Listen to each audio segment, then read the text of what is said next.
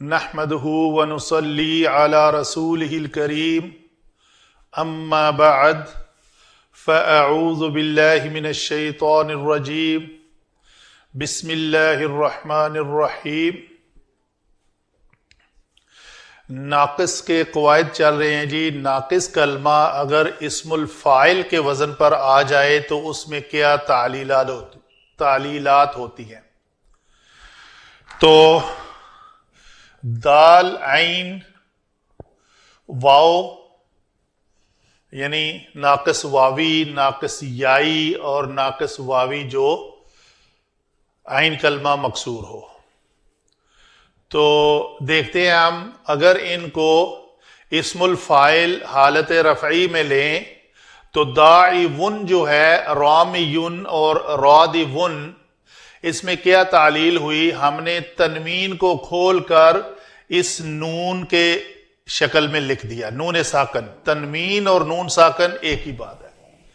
تو جب ہم نے ایسے لکھا تو اس سٹیپ پہ قاعدہ یہ آیا کہ یہ واو جو ہے پہلے 1 2 تیسری جگہ پہ تھی، تو یہ جب شفٹ ہو کر 1 2 3 چوتھی پہ چلی گئی تو یہ یا کر دی ہم نے، اور تینوں میں پیرلل تبدیلیاں آ رہی ہیں۔ تو یہاں پہ داعیون کے بعد لام کلمہ حرف علت مضموم اور ماقبل مکسور، تو کیا ہوگا؟ وہ اپنی حرکت حذف کر دے گا، تو یہاں پہ یا جو ہے یا کے اوپر ضمہ حذف ہو گیا۔ جب ضمہ حذف ہوا، نون بھی ساکن ہے یا بھی ساکن ہے، تو ہم اس یا کو حذف کیا، تو یہ بن گیا داعن، رامن اور رادن۔ ابھی جب ہم اس تنوین کو، نون تنوین کو واپس تنوین کی شکل میں لکھیں گے تو یہ اسم الفاعل جو ہے داعن، رامن اور رادن کی شکل میں لکھا جائے گا۔ اگر اس کے تثنیہ، واحد، تثنیہ اور جمع کی بات کی جائے تو داعن تو یہ ہم نے بنا لیا۔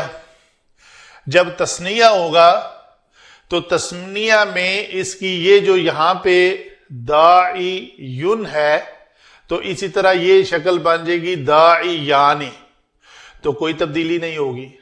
جمع کے لفظ میں البتہ تبدیلی ہوگی، وہ کیا ہوگا؟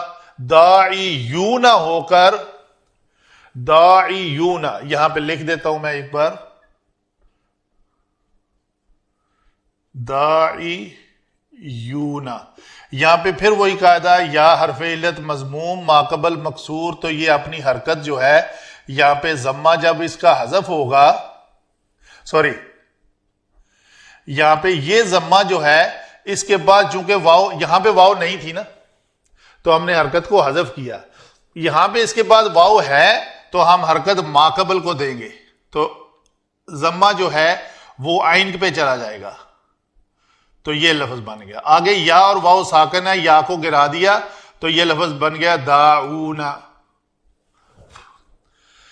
اسی طرح مؤنث کے صیغے ہیں داعیتن، داعیتانی، داعیاتن، فاعلتن، فاعلتانی، فاعلاتن، تو یہ اس میں کوئی تبدیلی پیدا نہیں ہوگی۔